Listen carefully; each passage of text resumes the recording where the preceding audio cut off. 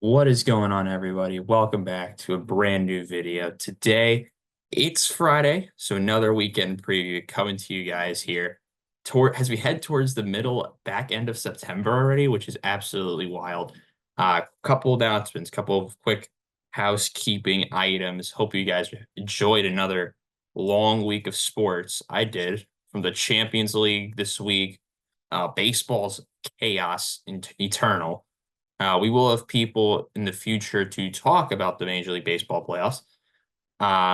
What else am I doing is that, first of all, shout out to everyone who gave me comments and watched the game on Tuesday.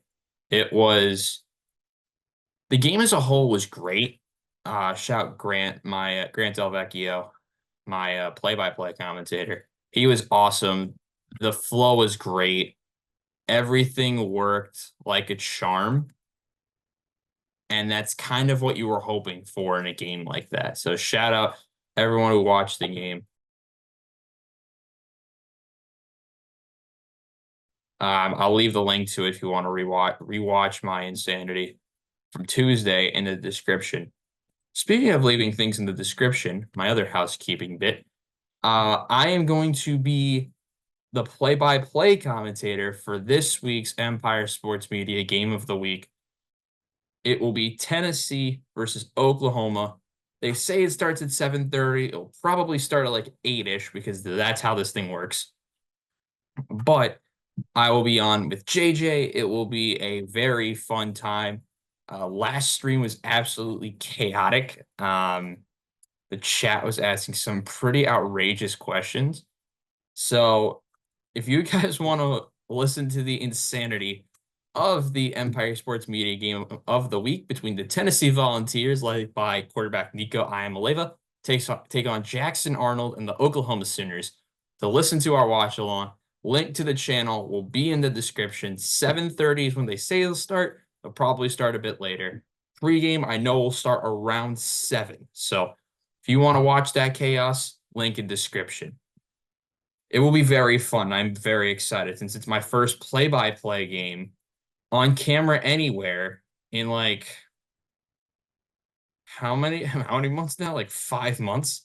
So, and it's a sport I've never done as a play-by-play commentator on recording like this. So it'll be a little bit different, but trust me, I know what I'm doing, and should be a fun time. Just like the Champions League was this week. We are starting with the UEFA Champions League. We had all 18 matches played over the course of the week, and I'll say this. I hated that games were on Thursday. Like, hear me out, yeah. Later, it won't be on Thursdays. It's going to be on Tuesdays and Wednesdays rest of the way. But I just felt weird that to even hear Champions League on a Thursday. Let's go through some of the games because some of these happened right before the video went live, and I looked like a fool. Headlined, of course, by Bayern, who went out and beat Dinamo Zagreb 9-2. I did not stutter. That was the result. Bayern won 9-2. I'm not really going to speak a lot on this game, just like how irrelevant the result was until the final score hit. Bayern did Bayern things. They Bayerned all over the field, and that was about it. Bayern goes out and leads the league because of their +7 goal difference. Other headlines from the early session of Tuesday were Juventus, who went out and beat PSV Eindhoven 3-1. Shout out Weston McKennie for grabbing a goal against PSV. Juventus dominated most of the game. They swaggered all over the field and went out and got a good result. 3-1 was the final.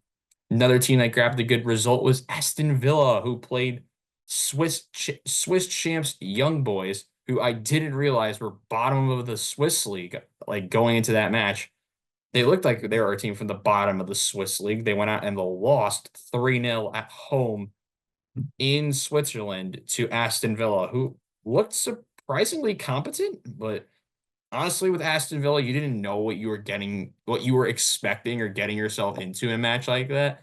So Villa, well done. They get 3 points. Real Madrid did Real Madrid things. They went out and won 3-1 because that's just what they do. We'll run you through more of the bigger results before we go into our biggest game from Tuesday. Actually, there was one other game. It was Sporting against Lille. Lille got a red card pretty early. Victor Gyökeres scored the opener. Then the red card happened to Gomez from Lille, and then DeBass scored against the 10-man Lille side.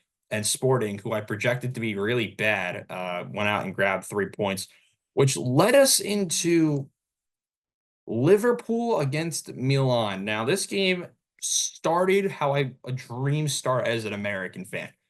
Christian Pulisic scoring again. And I thought for a minute when I was seeing this, because I was in class at this point before I rewatched a lot of these games, are Milan about to win this? We heard, no, it's actually, this was during our broadcast. So I remember right before the end, we heard Pulisic score in our headset because we had someone watching the game from inside the truck for us just to alert if anything happened. Because we weren't expecting the game to, well, one, we weren't expecting something the first 10 minutes just in case. And then we're like, yeah, Pulisic scored. I'm like, oh, nice. That's a way to start the day or to end our game and start that match. Unfortunately, Liverpool did not take that very kindly. Kanate scored, and then Virgil van Dijk, and then Dominic Szoboszlai grabbed the third to secure 3 points for the Reds, who went out to the San Siro. And despite annoying adversity for like 20 minutes, they won. Unsurprisingly won 3 goals to 1, or surprising, depending on how you view this. Liverpool looked more competent than I thought they would because I thought they would struggle on the road, especially coming off losing to Nottingham Forest like 3 days before. That didn't happen, and they went out and won. Going through some of the Wednesday results, we had Celtic beat Slovan Bratislava 5-1. We'll move on because that game was completely irrelevant to most people. Sparta Praha grabs a shock result at home to Salzburg, which makes me feel like that's a team from the Czech Republic is way better than I thought they would. I was hyping them up a lot to the Austrian Giants, and the Austrian team, Red Bull Salzburg, they didn't look very good, especially conceding within the first 3 minutes.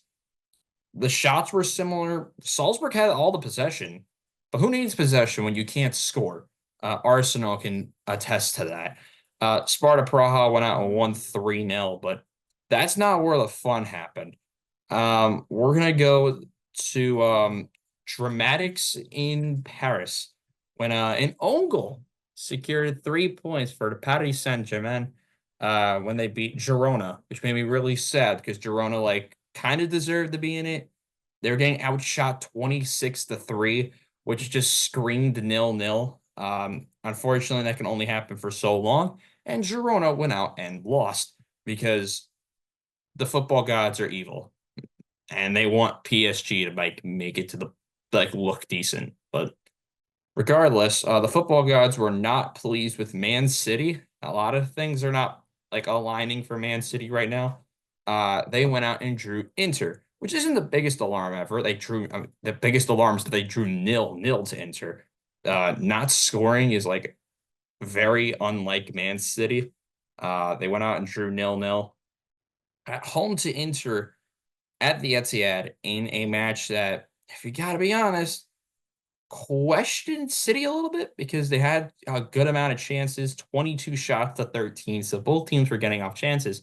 Just a lot of them were not on target. Just under 20% of Man City's shots were on target. But that's not Man City's biggest problem right now. We'll talk about this real quick. Man City agents, player agents, are concerned because for those who have not been paying attention, the Man City trial, or the hearing or whatever the hell you want to call it, started on Monday. And it's trending, right, towards an idea that Man City might be finished. And we don't know what a punishment could look like. But listen, we still probably got a couple more weeks of this nonsense, or who knows how long. I will be following the story to let you guys know. So subscribe and turn on post notifications so you don't miss when I talk about this again. So, but Man City, they're in a weird spot. A true enter. They play Arsenal on Sunday. I was thinking of streaming that game, but I'm actually not because I would be like the worst stream ever. Regardless, City player agents are concerned about what's going to happen to the club, which makes sense. We don't know if they're going to be banished to what's the lowest league I think of? Like the Isthmian League or Isthmian? How do you? I don't even know how you say it. Vanarama National League South, like who or North because they're in the. Isn't Manchester in the north? Oh, I don't have no idea where Manchester is on a map. I know it's in. Okay, you would think of how much I know about geography that I would know where Manchester is. It's kind of depressing. But back to the games as a whole. We had a very irrelevant matchup between Bologna and Shakhtar, another nil-nil that I completely forgot happened. Um, and another irrelevant game, Dortmund being Dortmund, goes to Belgium and beats Club Brugge 3-0. Yesterday, we had Monaco beat 10-man Barcelona. Apparently Garcia doesn't after it being dispossessed in the back, Barcelona do Barcelona things can get a red card. Monaco eventually scores courtesy of Akaluche. But Lamine Yamal, who's like how old is Lamine? 17, I think, is Lamine Yamal. I don't know. How old is Lamine Yamal? You would think I know this for how much had to pay attention to this. But the only shot on target for Barcelona was the goal itself. They got outshot 18-4. Lamine Yamal, who's 17. For those who don't recognize what year that he would be born in, he was born in 2007, which, Jesus. But back to the game itself, Barcelona got walked all over the field, and Monaco made Barcelona pay the price. And Monaco goes out and grabs a shock 3 points against the Barcelona. Atalanta went out and drew Arsenal. The only reason this game did not have a winner is because David Raya is not human. He has a clutch double save on a penalty conceded by, I believe it was Jurriën Timber in the box. It was like a 50-50. I was actually watching it during class.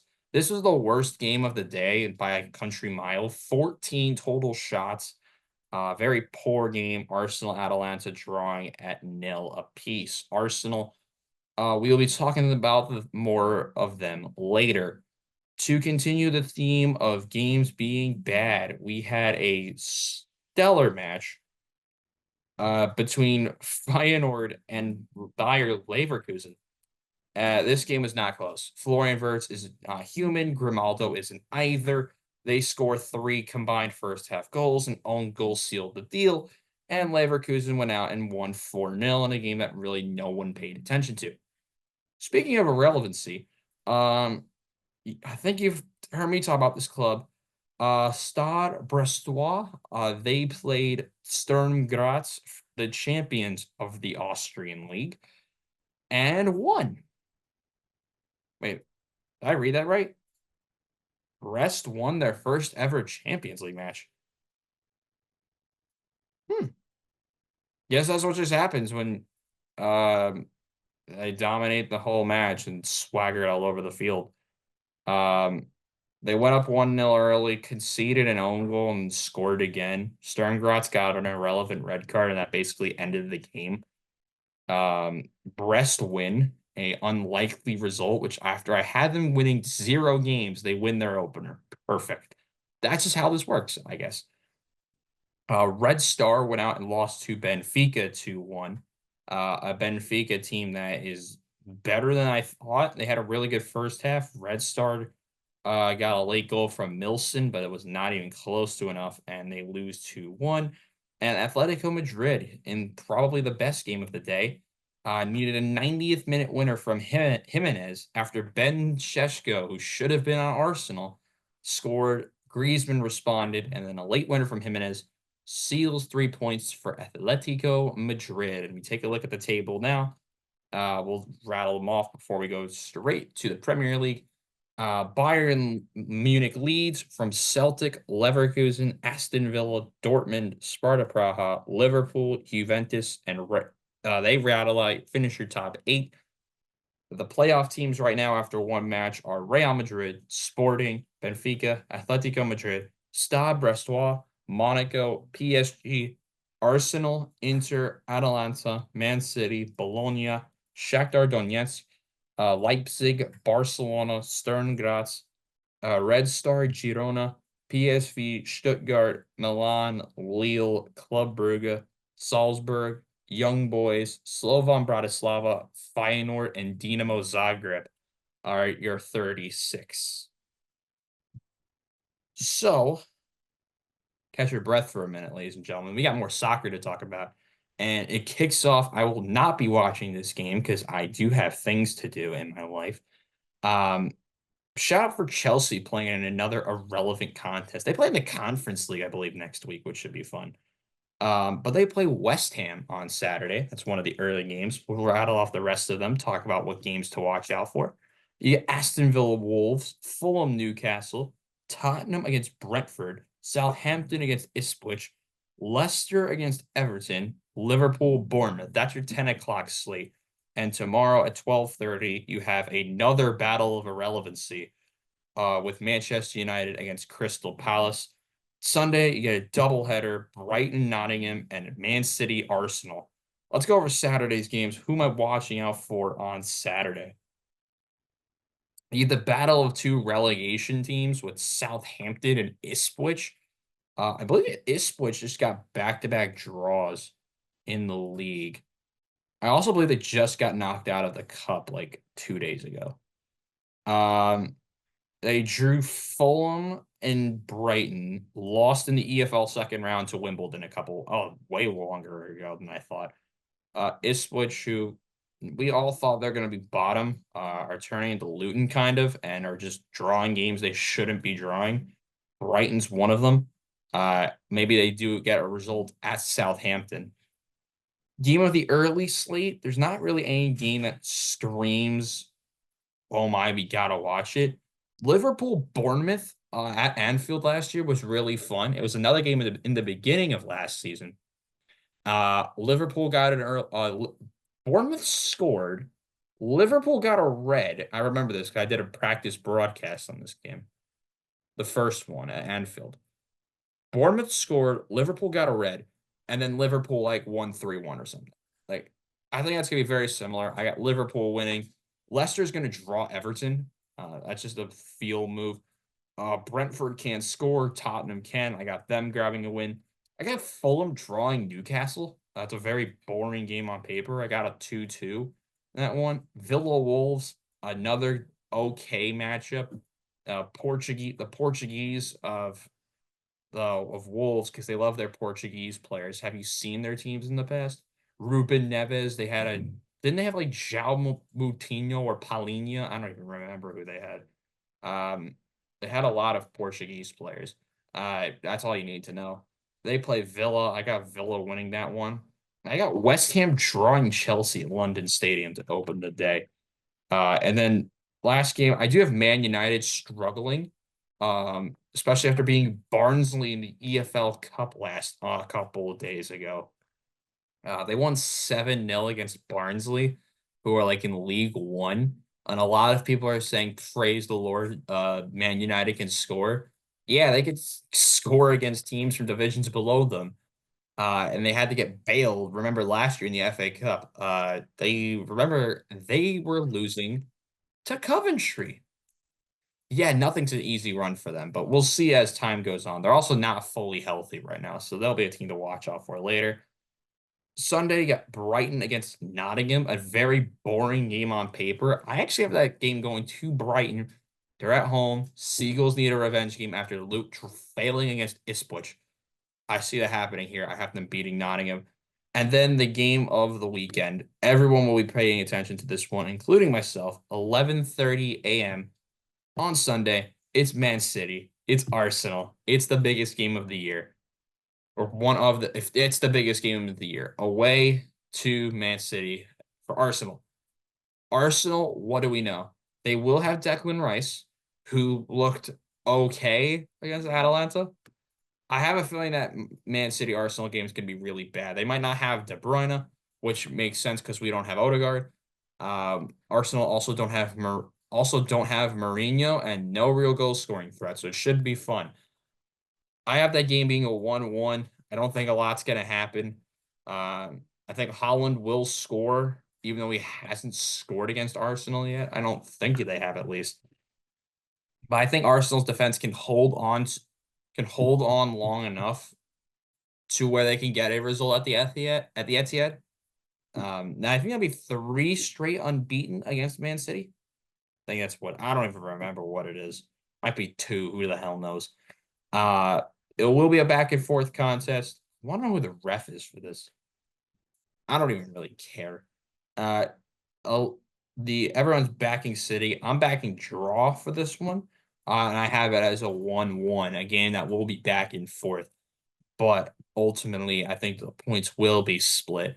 And as we head into the following week, I don't even know when Arsenal play Leicester, the team will be kind of getting back to the way. I mean, we're not close to the full strength Arsenal team that you'll see later on in the year with your Martin Odegaards, Mikel Merino, fully healthy Calafiori, who I think will start on Sunday. But honestly, I don't even know anymore because he's also coming off an injury. So just something to watch out for as the weekend progresses. Soccer's been madness, and that's all you need to know. But we got more other sports to talk about. We're gonna go to baseball next. As we wind down the MLB season in just a couple of weeks, very soon actually, no? We are heading into game 154. A week remains for the entire MLB season already. How the hell did we get here? And you're probably asking, why haven't I talked about this enough? I got an answer to that. Regular season, I believe, ends the 29th. Yeah, it ends the 29th. Also, I tried to get a guest on to talk baseball and got left on red. No hate against the guest. I'll tell you who it was. It was Dan Plesac, who's like former not Brave, Brewers and Guardians pitcher, I believe. Most notably with his time with the Brewers. I did get left on red, which is tough scenes, but we move. We do move. And we actually have to talk about what is going on in baseball because it's a couple of teams have actually clinched their spot in the playoffs. So let's talk about it because I think that's something that needs to be addressed. And we're going to begin in the American League East, where the New York Yankees are going back to the playoffs. They control the American League East 4 games ahead of Baltimore. They clinched their playoff spot very recently. Baltimore, who are probably getting a wild card spot, are just a couple games away, but they have been sliding, and that's the big worry point for Baltimore now. They have lost 7 of 10. On the flip side, the Yankees have won 7 of 10. So it's like, how do you do? The Yankees in the East rising while Baltimore's kind of sliding. They have a 5-game lead and will probably clinch in a couple of days. They get to play the Tigers, who are in the wild card conversation. This feels good for me because it would feel good to have 5 of my 6 projected playoff teams in the playoffs. I'm not mentioning any names. Seattle, what are you doing? They were supposed to be, I believe there's, I remember it was New York. I had New York, Minnesota, and Texas win division. So Texas is missing as well. I had 3 teams in the West, 2 in the East, and 1 in the Central, with the Tigers just missing. I said they were going to be a shock team to finish in second, and look at them now. 2 games out of second in a wild card spot with a week to go. They continue the Central. Cleveland leads. They just clinched as well. They just clinched their playoff spot. Shout out to Cleveland. They are in. They are confirmed in. They've won 7 of 10. They've looked great. They play St. Louis this weekend, which should be very fun. Another team that's very close to clinching are the Astros. They lead the American League West over the Seattle Mariners. They could probably clinch very soon. They're at 83 and 70. They have a very important series against the Los Angeles Angels. The Seattle Mariners have a very crucial series with the Texas Rangers, a Rangers team that's really been bad this year, and they're going to be missing the playoffs unless they win out and have like Minnesota lose out. So it's pretty much done for the Rangers. The team I had winning the American League West has a fall off after winning the World Series, probably because they had injury problems and a couple of other issues. So Seattle still has a chance to make it. I don't know if they're going to make it. Minnesota, who's right in front of them, plays Boston. Detroit plays Baltimore, as mentioned. So it will be a very tight series this weekend. We'll be paying attention to it, of course. But also in the West, you have the Oakland A's and the Los Angeles Angels, and also in the Central, shout out to the White Sox, who are still, I believe, are still on pace for the worst team ever. How many losses did the expansion Mets have? 'Cause I don't even remember. Most losses in MLB history because they're not there yet. The expansion Mets are at 120. So essentially, the White Sox, who just won a series recently, they're playing the Padres. They just like have to go win 6 games of the remaining ones to not at least not tie. No, they have to win 7 of 9 to not fail to the expansion Mets or whatever win 7 games to not fail to the Mets, which is ridiculous, but it is what it is. In the National League, the Philadelphia Phillies control the National League East. They're at 91 wins. They can clinch on I think they can clinch on Sunday if they beat the Mets once or twice. The Mets are playing Philadelphia this weekend in a very tight series in a wild card race that's going to be also right to the finish because the Mets and the Braves, I believe, still have to play each other. The Braves are playing the Marlins, so tough scenes if you're a fan of the Mets. The Marlins do have to try and go out and actually win games. Very crucial series starting on Tuesday when the Mets go to Atlanta on the 24th. So the Mets and the Braves still have a series to where they will be going. They will battle it out probably for their wild card spot. Would be very weird for Atlanta to miss the playoffs. There's not really another team in the mix that are out of the wild card spot, but the National League West has really balled out. The Central, by the way, was won by Milwaukee. Shout out Milwaukee. They deserve to win it. Despite them having no Yelich, they were able to go out and win the division. They had a lot of things go right for them, which you always love to see if you're a fan of a team. They also can really help the Braves, which take that how you will. They have been led from strong seasons from Willie Adames. They've had a couple of other. Where can I get more stats, please? They had another guy that I'm forgetting about. Where is it? Where is he? Jackson Churio, who's had a great year. Contreras, Hoskins, et cetera, et cetera. They've all been great, and they play the Diamondbacks, who are in the second wild card. A sweep against the Diamondbacks and the Braves winning multiple games, like trying to make up ground against the Nets, could set up for the wildest weekend in baseball that I've ever seen because it's a 4-team race for 3 spots. Because the Dodgers have won the West, the Brewers have won the Central. The Phillies are probably winning the East and are likely going to get one of the buys, or I believe it's 2 buys, which will probably be with the Dodgers and the Phillies. So it's going to go right to the end in baseball. Teams that are going to be are already out. Cardinals and down with like the Giants, the Reds, Pirates, Nationals. The Rockies don't have the worst record in the National League. They goes to the Marlins. That's just special to be worse than the Rockies. But the worst team in baseball is the White Sox, and based on the lottery, they probably won't find a way to get the first pick, which is kind of funny. But yeah, nationally wild card. I'll go over it again. Dodgers, Phillies, top two seeds. They would get the buys. Central winner was the Brewers. Wild card teams right now are the Padres, Diamondbacks, and the Mets, with the Braves outside looking in. And like I said, Mets play the Braves starting on Tuesday. In the American League, we'll talk this over again, just in case you were not paying attention. Yankees, Guardians are the top two seeds. I did not expect to say that. They can clinch top two with if they like win a couple of games and the Angels give some help. Uh Yankees, I believe, have one less game played than Cleveland.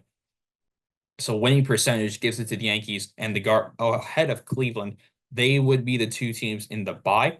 Houston is in third. They would play in the wild card round. Wild card teams are Baltimore and Kansas City, who Kansas City have really emerged despite them being still in a rebuilding phase, or like a trying to develop a core. But Bobby Witt Jr. has been really, really crucial to the Orioles, the Royals project, and has been one of the main reasons why this team has been so successful. They've had resurgences from Seth Lugo and Michael Wacha. They've had Brady Singer look fine. They have like isn't Cole Reagans on the Royals? I do have some ball knowledge. Is it Cole Reagans on this team? They also get to play the Giants, who have been really bad, and a Giants team I really hyped up this year, which makes me look really pathetic. Yeah, Cole Reagans, who's like dominating. There you go. They have had a resurgence in the pitching department. It's partially why Salvi Perez still doing his thing, and Bobby Witt's Bobby Witt. Detroit and Minnesota are tied for the third wild card spot, with Seattle not far behind. Like I said, Tigers play the Orioles, which should be a very, very competitive series. And this is before we talk about the remaining schedules. It hurts to say this, but imagine if the Tigers didn't trade Jack Flaherty. They would probably be in the second wild card. They sold at the deadline and might make the wild card. That's remarkable from this Detroit Tigers team. Because tell me right now, as the website I'm using is failing, no one expected the Tigers, after selling at the deadline, would make the playoffs. They have to play Baltimore, Tampa, and they finish with the White Sox. So they actually got a relatively easy schedule. And the Twins, don't they play the Royals? I thought they play Boston. I knew that. Don't they play the Royals again? No, they get to play the Marlins, and they play the Marlins. I was thinking of Marlins. I knew that one, but the team that they still have to finish off with is Baltimore away. So that series against the Marlins might determine a lot, because that series could set up the framework of what a final weekend of baseball could look like. So just trying to look over my make sure I didn't forget anything. Also, a quick update. First episode of Ball Knowers, the second season of Ball Knowers featuring me, is Tuesday at 1. We just got a text from the president of WIUR. We should be good to go for Tuesday at 1. If you're not following me already on Instagram, I'll be posting updates there, so you guys do not miss. And me being back on WIUR in a brand new studio that actually looks really good. They just repainted part of it, and it looks really, really good. So I'm excited to get back to work with them. It's gonna be a fun time. I'm ready to go. Ready to talk probably the Giants and Jets and a bunch of other nonsense. Speaking of the Jets, they played last night. We're going to the NFL next, of course. They played New England. Jets fans, rejoice. Hallelujah. Praise the Lord. Do whatever you want to say. They ran New England off the field, and it was the best feeling I've ever had in my life. Hearing the final score and the numbers that came with it. New York Jets, without CJ Mosley, allowed 139 total yards, 61 pass yards, 78 rushing yards. They allowed only 11 first downs. They were held New England to 2 for 11 on third down and had 7 sacks as a group. This is as someone who watches this team a lot is something you want to see as time goes on. Of course, granted, they did play New England. That New England team is not very good, but it's a rivalry game, and the Jets won. Aaron Rodgers. I doubted this last year when Aaron Rodgers got traded to the Jets, and I said he was not going to be as impactful as you people would think, and I was wrong. Just like how I was wrong about David Raya. And before I can go on, I was wrong about David Raya and Aaron Rodgers. Two completely different sports, but both I was talking about for the same reason. Aaron Rodgers was amazing last night. 27 for 35 for 281 yards and 2 touchdowns. You had Breece Hall rush for a touchdown. Braylon Allen looking really impactful in the ground game. In the passing attack, big day from Tyler Conklin. Okay. Alan Lazard caught a touchdown on a screen pass. Yeah, G-Dub on a fade route, somehow catch it and stay in bounds, reach the ball over the goal line. He caught a touchdown, and Mike Williams is like kind of featured. Uh, Big day for the defense. Will McDonald had 2 sacks, big dog. I doubted him too, but the team of doubting people, and they've really turned out. Quinn Big Q, number 95, Quinn Williams got a sack. Javon Kinlaw had a sack. Everyone did their part. Big team win for the Jets. They didn't force a turnover, which kind of sucked.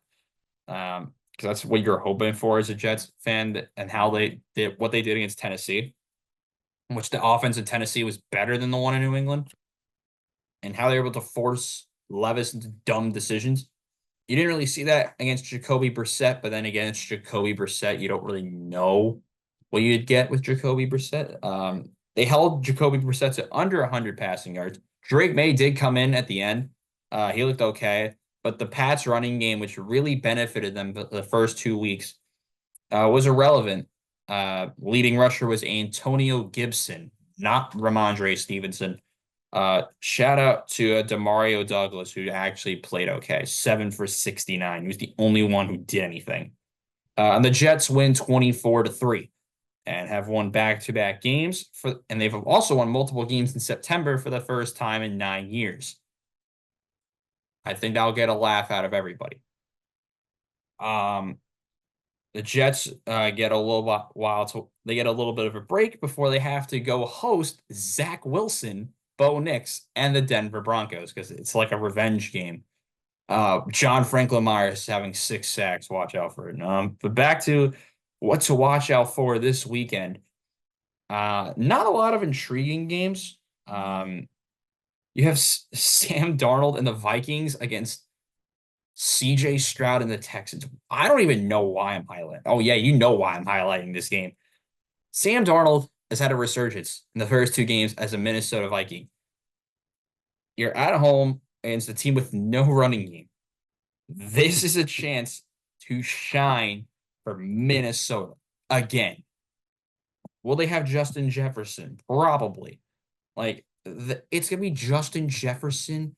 Stephon Diggs returns to Minnesota. Probably get booed. Who the hell knows? You got Nico Collins in the receiving game. That revamped secondary for Minnesota. This game is going to be awesome. I really want to watch it. I don't even know what channel it's on, so who the hell knows? I have the Vikings falling to the Texans by 3.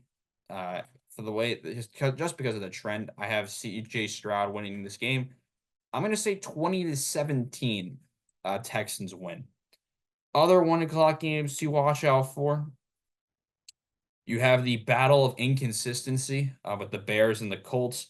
You have a revenge tour for Malik Willis and the Packers, though he might not even play now because Jordan Love's questionable. I don't think he plays this game. Maybe he features next week, but I just don't see him playing against Tennessee. Josh Jacobs is going to run all over them, and I have the Packers winning against the Titans. You got the Bucks and the Broncos, know what I'm saying? In the battle of the B teams, B-lettered teams, the teams that start with the letter B. You know what I'm saying at this point. I have the Bucks beating Denver. I think Baker Mayfield is going to continue to shine. Don't know on the status of Rashad White yet. He's listed as questionable. Will be interesting to see on that one. You get the Eagles and the Saints. Listen, the Saints have looked really good. I think they continue the trend. It's very possible that they beat this this Philadelphia Eagles team, especially with the Eagles without AJ Brown. But I'm gonna have a big day for Devontae Smith, and Philadelphia wins by 7. I'm gonna say 34-27. Eagles grab a shock win against New Orleans. You got the Giants and the Browns in the battle of irrelevancy, and I got Deshaun Watson, big day. Watch out on the ground for Jerome Ford. I think he's going to run all over this team, and whoever else they got in the backfield. I know they had Jerome Ford. I think he has scored a touchdown over 65 yards, I would say. Against this Giants defense, I got the Browns by 17 in that one. And then we get the Chargers and the Steelers. That Chargers team's their offense has been like really bad. They've got the job done. This is the battle of terrible offenses. I got the Steelers winning this game actually in the battle of two teams that are 2-0 respectfully. But when you play in Pittsburgh, it's really difficult. I got a big day for Justin Fields. Finally proving that he's competent in Pittsburgh. I got the Steelers winning by a score and beating the Los Angeles Chargers.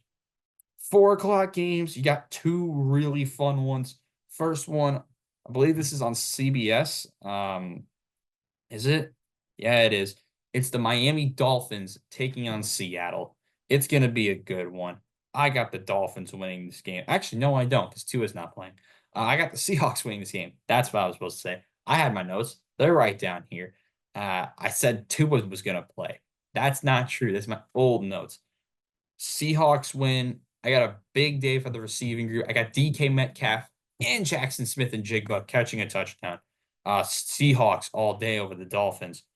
You get the Raiders hosting the Carolina Panthers team that just benched Bryce Young for Andy Dalton.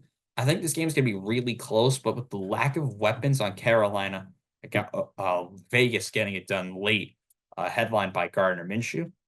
So I got the Raiders on top. Got the 49ers against the Rams. Rams can't stop anything, apparently. Niners are without Debo, but I still think they get it done. Big day for Joshua.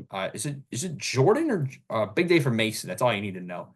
I'm trying to remember all these names. Mason touchdown. Big day for Ayuk. 49ers win. There it is. Cardinals, Lions. I think the Lions have to prove something. And they're going to do that. I got the Lions over the Cardinals by 14. Also forgot this game is at 4. I thought this was the Sunday night game for a minute. I get the Ravens against the Cowboys, two teams that have something to prove as well. I got the Baltimore Ravens beating Dallas. The Ravens have to prove something. Big day for Lamar Jackson. Over 100 rush yards, over 250 pass yards. They throw all over the Cowboys. High scoring affair. I got over 30 for both teams. Should be a fun one. I got the Ravens by 3. Chiefs, Falcons. I don't even know why this is the Sunday night game. Being completely honest, why is this the Sunday game? I would have rathered Ravens, Cowboys, but that would have been really repetitive at this point. I got the Chiefs beating the Falcons by 20. I scored 24-10. Falcons don't score enough. Chiefs do. Chiefs are without Pacheco. Interested to see how the run game looks, but I got KC on top. We got the battle of two games that kind of suck next on Monday. Got the Bengals against Washington. Big day for Burrow. Bounce back for the Bengals. Cincy on top. Other game, Buffalo against Jacksonville. Trevor Lawrence sees a resurgence with the Jags offense. Not enough to take down Josh Allen. I think the Bills win this one 35-21. And the Bills, who I said were going to look bad, are going to be 3-0 to start the year and be on top of the AFC East. Fun week of football ahead, though. I will tell you that much. But we got one more topic tonight. It's Formula One at it again. We're in Singapore this week. This is how you word this. This is the OG night street race. For people who say it's Vegas, you've not watched this long enough.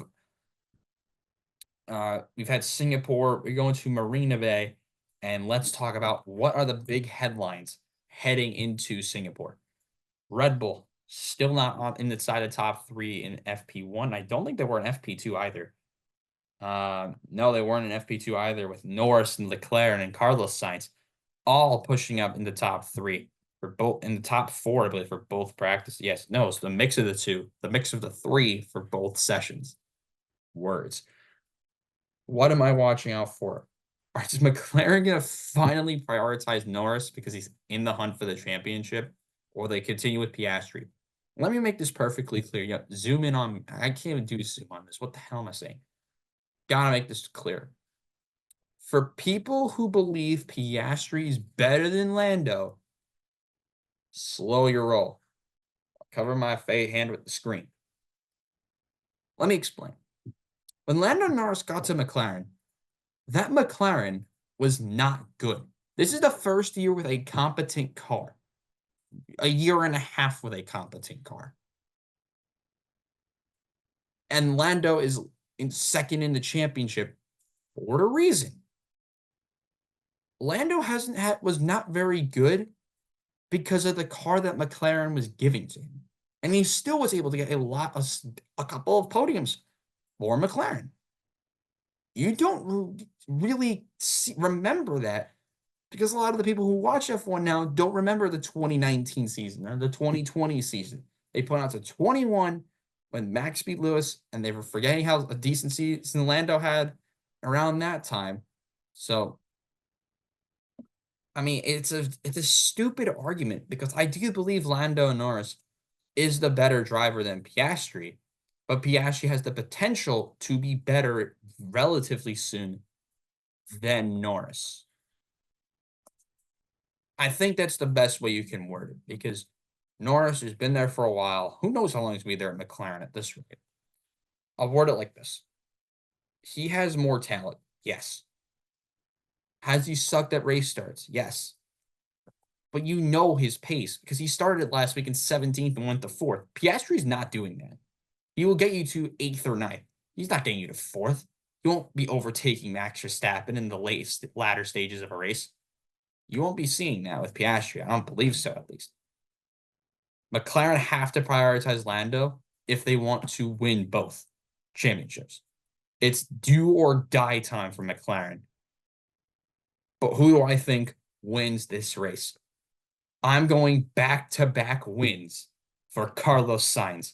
The Spaniard is going to grab another win for this season. I think he wins. Who do I have on pole? I have Leclerc on pole. I actually have him finishing third in this race. Top 5 for qualifying. Let me look at my list. It's Leclerc, Norris, Sainz, Piastri, Max. But your finishing 5 of Sainz and Leclerc flipping, Piastri dropping behind Verstappen, everything else the same. So it'd be Sainz, then Norris, then Sainz, then Norris, Leclerc, then Max, Piastri, my top 5.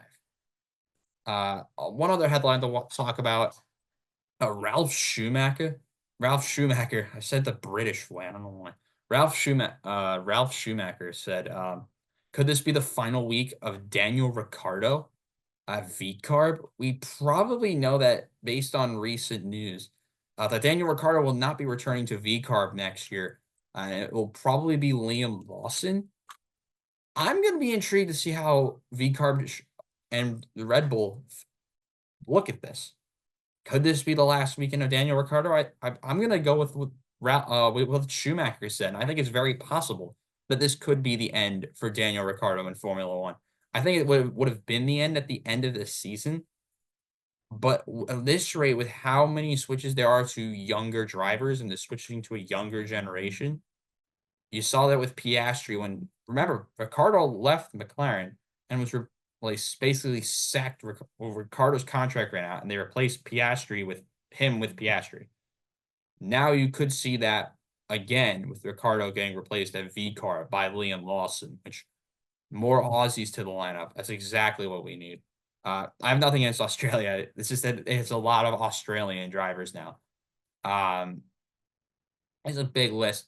Williams, another big thing with Williams, with Carlos Sainz. Has Franco Colapinto possibly gotten himself in a situation where a team like Sauber could be offering him a seat? That's a possibility because we don't know who the second seat is with Sauber right now. Because we know the second seat, the seats for everyone but V Carb and Sauber, I think is what it is. Because if you remember the teams, it's Russell Antonelli at Mercedes, Hamilton, Leclerc, Ferrari, Red Bull stays the same, Aston Martin stays the same. V Carb is, I believe, Sonoda. Is it Sonoda? And I don't even. I think Yuki. It's gonna be Yuki and somebody else. Probably Lawson. Haas is Behrman and Ocon. Alpine's another spot that's I believe is open as well with Pierre Gasly and somebody else. There's another spot, I guess. Sauber, both. I know I believe they signed Hulkenberg. I don't even remember. Williams, it's Science and Albon, which is ridiculous. And who am I forgetting? Who the hell am I forgetting? Because we've mentioned Ferrari. We've mentioned. It's really weird. Chat, who am I forgetting? So we talked about McLaren, Ferrari, Mercedes, Aston Martin. Yeah, because Sauber we might know one. Alpine we know one. Williams we know both. Haas we know both. RB we know probably one. Aston Martin's both. Mercedes is both. Ferrari's both. Red Bull's both. Piastri. McLaren is both. So it'll be interesting as we continue towards the back end of the season what the new driver lineups are going to look like. But what we know is that the headline to watch out for, could this be the end for Danny Rick at Singapore? I don't think it will be. I think we'll see Lawson in some practice sessions as the season wraps up, but just something to watch out for as we go into another weekend of Formula One and various sports across the world. As that is the end of today's episode of the Robbie Basel Show. Thank you guys so much for watching. If you like what you see, hit the like button down below, subscribe to the channel. Make sure to check me out tomorrow night on Empire Sports Media, 7:30 Eastern. It's Tennessee, Oklahoma with myself and JJ Seglio. Link to the channel will be in the description, as well as there will be a link in the description for my game from Tuesday, if you want to re-listen to that. But for now, enjoy your weekend. I'm Robbie Basel saying so long. I'll see you guys next time. Goodbye, everyone.